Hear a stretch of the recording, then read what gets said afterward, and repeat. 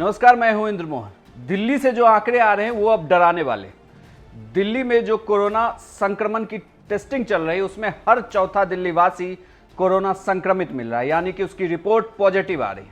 इसी पर दिल्ली के लेफ्टिनेंट गवर्नर अनिल बैजल के घर पर मीटिंग चल रही है, जिसमें दिल्ली सरकार की तरफ से मनीष सिसोदिया हिस्सा ले रहे हैं, क्योंकि अरविंद केजरीवाल की तबीयत ठीक नहीं है। आज सुबह उनका भी कोरोना टेस्ट हुआ है। दिल्ली में अब इस बात की चर्चा है कि क्या दिल्ली में कम्युनिटी स्प्रेड हो गया है कोरोना का।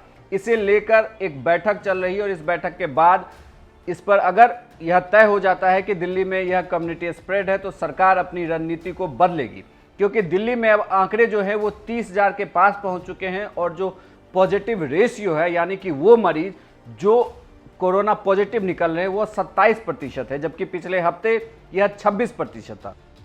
अभी तक जो दिल्ली के पहले के आंकड़े थे वो थोड़े से सुकून देने वाले थे, जिसमें यह कहा जा रहा था कि दिल्ली में 50% मरीज ठीक भी हो रहे हैं, यानी कि अगर 1000 मरीज अस्पताल पहुंच रहे हैं तो 500 मरीज ठीक भी हो रहे हैं। लेकिन अब दिल्ली में आंकड़े डराने लगे, क्योंकि दिल्ली में अभी फिलहाल यह आंकड़ा 29,943 का है, जिसमें 11,357 मरीज ठीक हो गए हैं, लेकिन 17,712 मरीज अभी भी कोरोना पॉजिटिव हैं। तो वहीं दिल्ली में कुल 183 कंटेनमेंट जोन है, यानी कि जहां पर मरीज एक या एक से ज़्यादा हैं वहां पर अभी भी लॉकडाउन का पालन किया जा रहा है। तो दिल्ली में फिलहाल स्थिति काफ़ी खराब है। इसे आप एक तरीके से ऐसे समझिए, दिल्ली में कल जब 3700 लोगों का टेस्ट किया गया तो उसमें से 1007 लोग कोरोना पॉजिटिव निकले।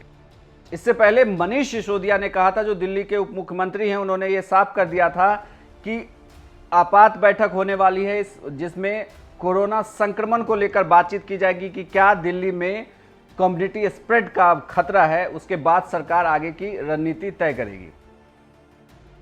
दिल्ली के आंकड़े फिलहाल डराने वाले हैं, लेकिन जो इससे पहले आंकड़े आ रहे थे वो ये कह रहे थे कि दिल्ली में एसिम्प्टोमेटिक मामले बहुत ज़्यादा हैं, यानी कि ऐसे मरीज जिनमें कोरोना का कोई भी लक्षण नहीं है और वो घर पर रहकर ही ठीक हो जा रहे हैं। हालांकि बेड को लेकर थोड़ी सी दिक्कत दिल्ली में जरूर हो रही है, लेकिन अब जब अनिल बैजल ने केजरीवाल सरकार के फैसले को पलट दिया है, जिसमें यह कहा गया था कि दिल्ली में सिर्फ दिल्ली वालों का इलाज होगा, इस फैसले के पलटने के बाद अब दिल्ली के अस्पतालों में भीड़ फिर से बढ़ सकती है। ऐसे में अब देखना होगा कि दिल्ली सरकार आगे की क्या रणनीति अपनाती है और कैसे दिल्ली के लोगों को स्वस्थ करती है।